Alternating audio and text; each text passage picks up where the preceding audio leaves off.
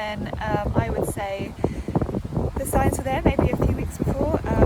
Initially I had a really weird kind of like, I suppose, episode of almost, it was really strange. It was like I was detached from my body. I've never experienced anything like it in my life. It was completely surreal.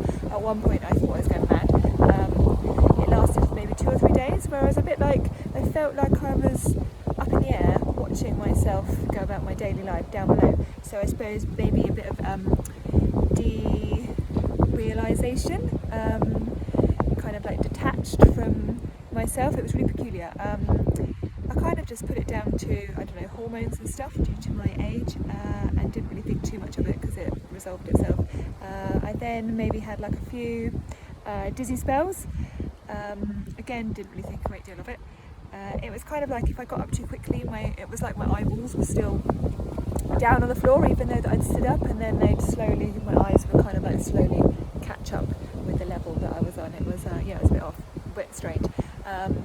Just felt a little bit under the weather, not quite like myself for maybe a few weeks, but my daughter, who was 2 at the time, was going through a stage of being a bit of a pain in the arse with her sleep and stuff, so I wasn't really sleeping very well, and I just kind of put it all down to that, like the, I don't know, stresses and strains of everyday life, multitasking, family, self-employed, kids, all that kind of stuff, running a house.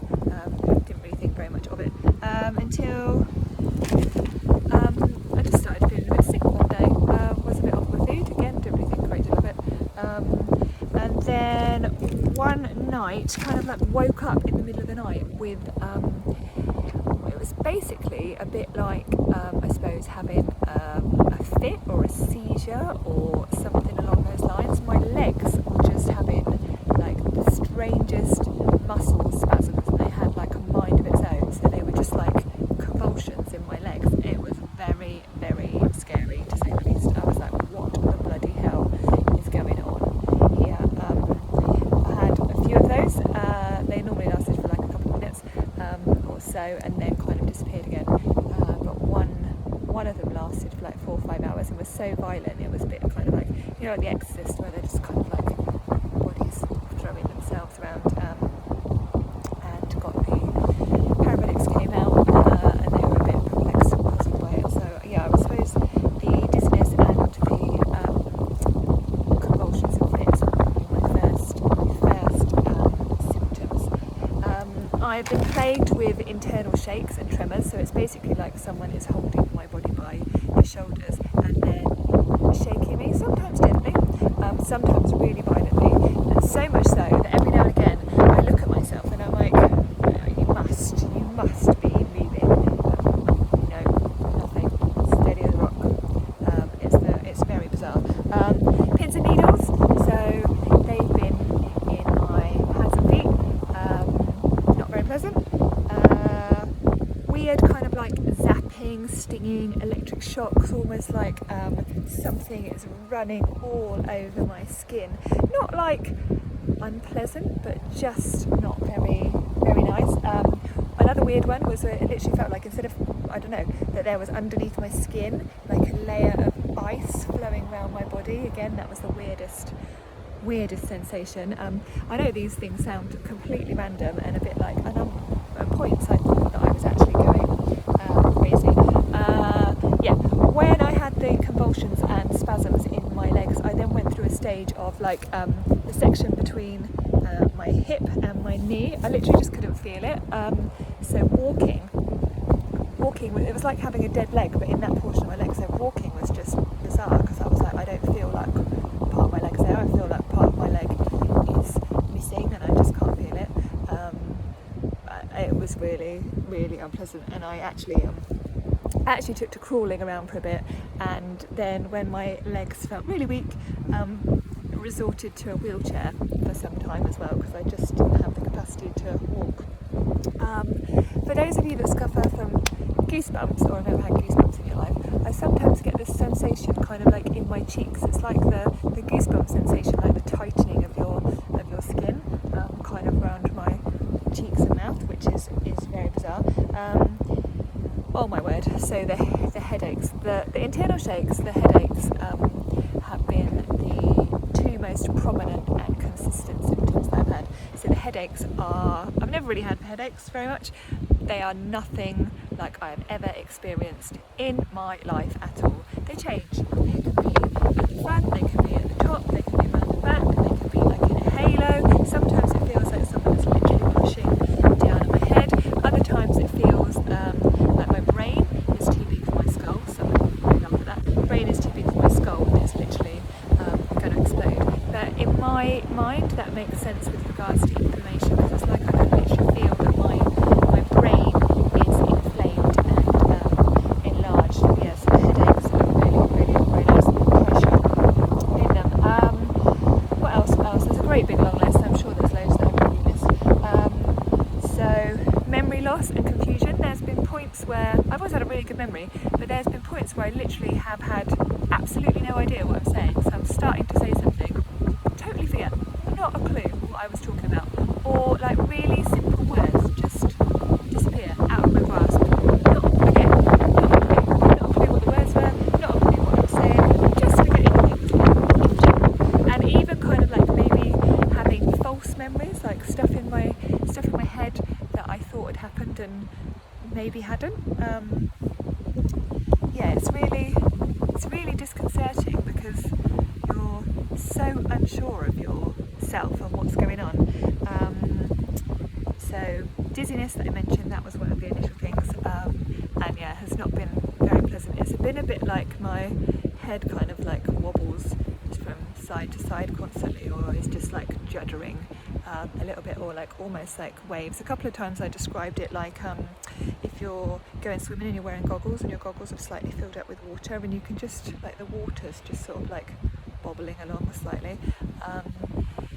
Yeah, that's dizziness is not very nice. I did have like one episode quite a few months in where I was literally floored by it and just had to lay down on my living room floor for literally like 3 hours because everything was moving.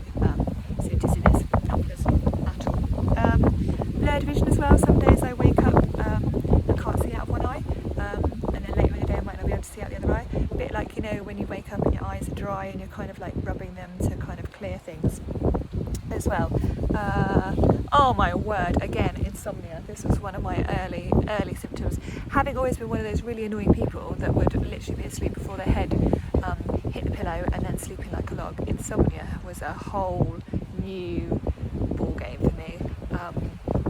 I literally did not sleep for maybe, I don't know, a couple of weeks, and was just like ping, wide awake the whole night.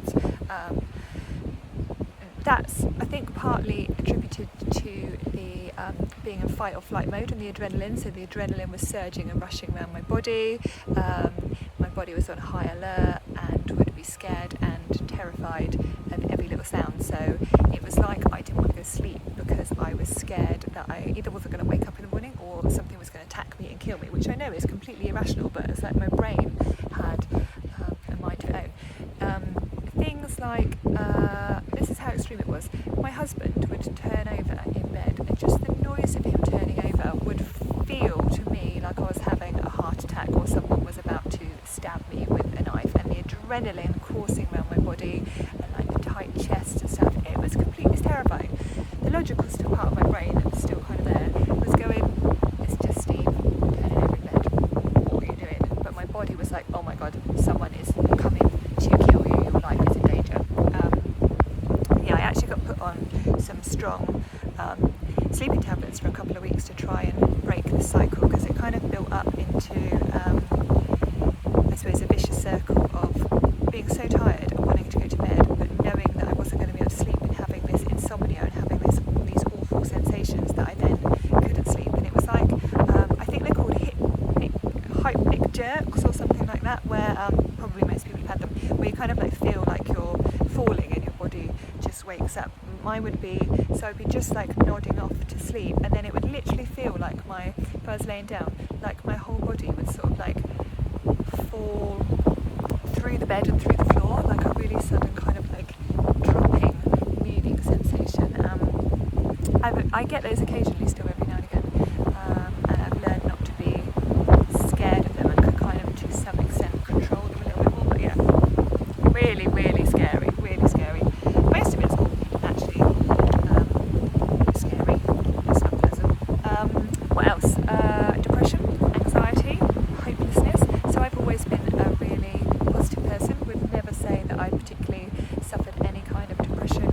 anxiety of any form or any sort, but I suppose in the early days, kind of like October, November, December, where I literally had no idea what was happening to me, I was so scared.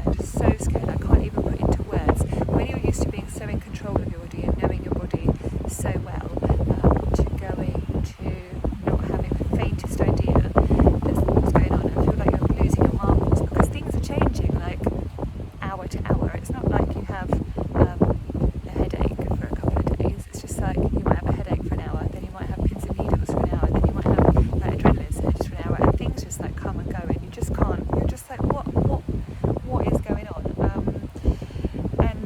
And for me, this triggered huge health anxiety. Like I said, I've never had any anxiety before previously.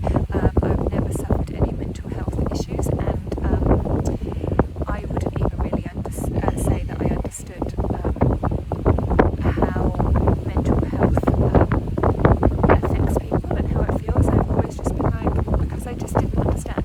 I was like, why? I don't understand why they don't just like snap themselves out of it. And I've learned that your mind and your brain just takes over, and you go to some awful place where you just have no control over it. So for me, in terms of coming on this journey, I think I have such a better understanding of mental health and feelings and compassion and empathy, and that's something that I want to take with me and carry on once I get through all this. Fingers crossed. What else? Oh my goodness, my emotions. Again, I've never been a particularly emotional person. My husband would say I'm a bit like the ice queen, and I have always had a tendency to bottle everything up and store it inside me and not let people in or see how I feel or be overly emotional. But the amount that I have cried the last 9 months is extreme. I know, I think I've said before that I'm surprised that I haven't suffered from dehydration from the amount of tears, and sometimes they just literally come out of nowhere, just like that. I'm just like bawling my eyes out, and I'm like crying, and I'm like, what is even going on? Why am I even crying? But I think it's just the hopelessness that I feel sometimes. It's really hard, and actually I've realised that, do you know what? If I want to cry, I want to cry. There's no need to bottle it up. Might as well just get it out of me, deal with it, have a good cry, and then it's over. Again, I suppose the terror, I touched on the terror, but it's truly terrifying at points when you don't know what's happening. And I actually, in the hospital one time, actually suffered my first ever panic attack, and oh my word, it was the most petrifying experience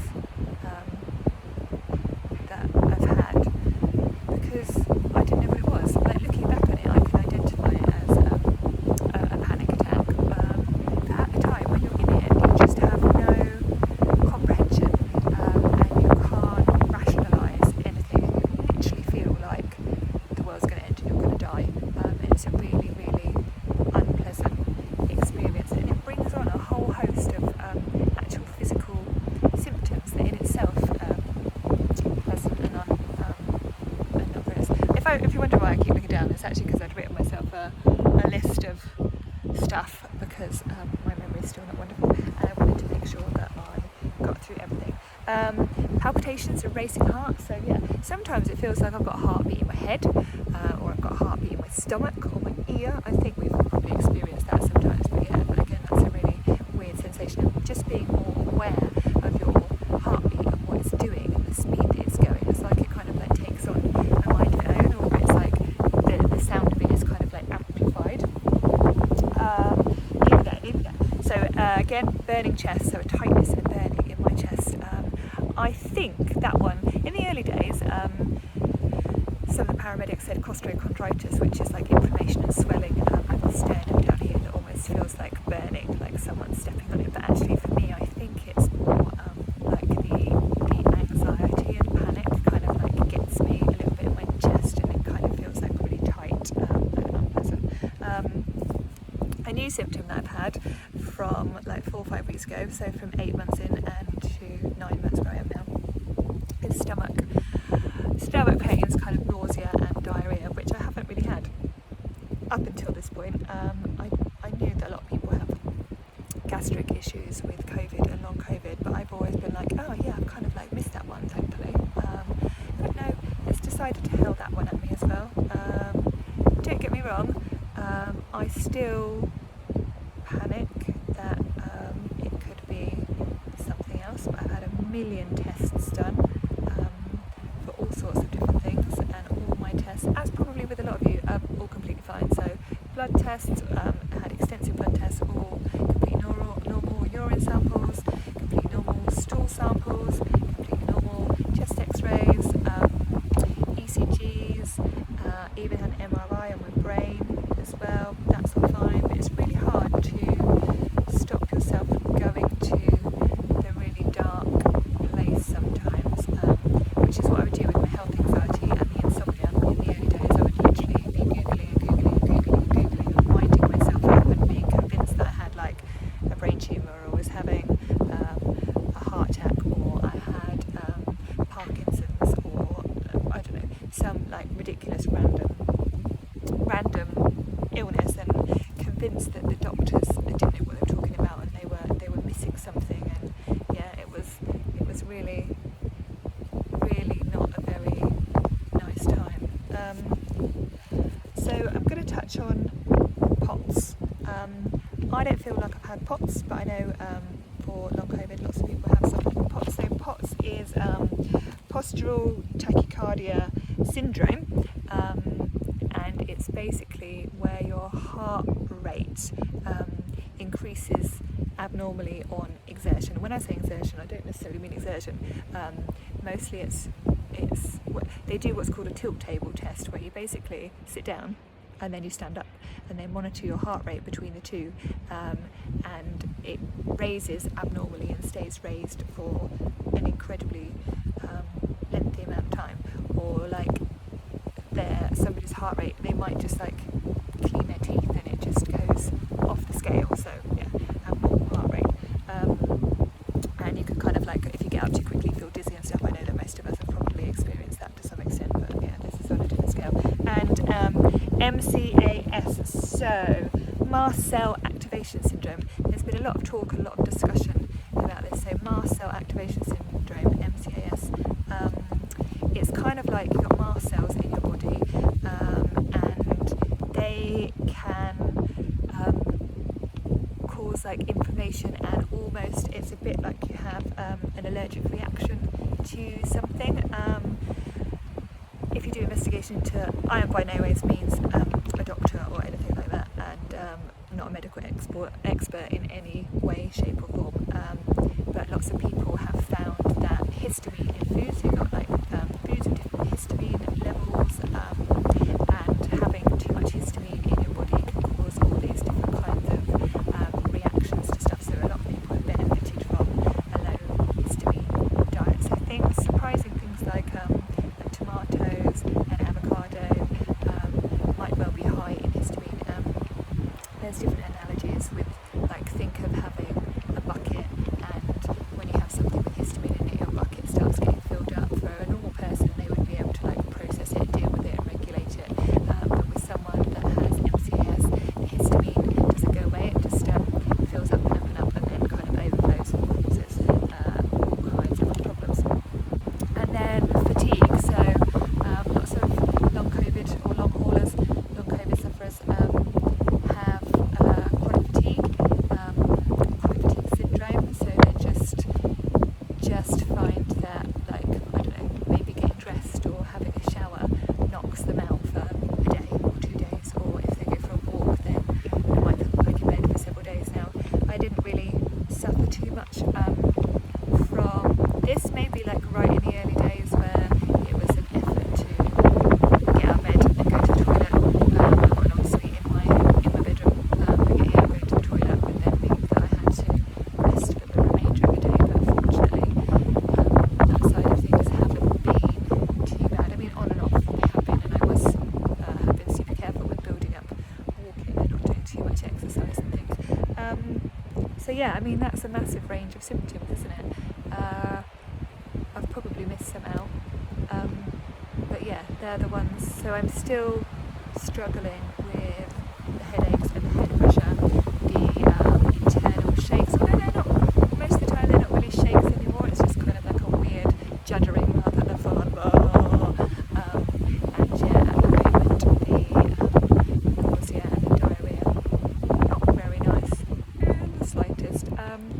yeah, so maybe that will give some of you some comfort. I don't know.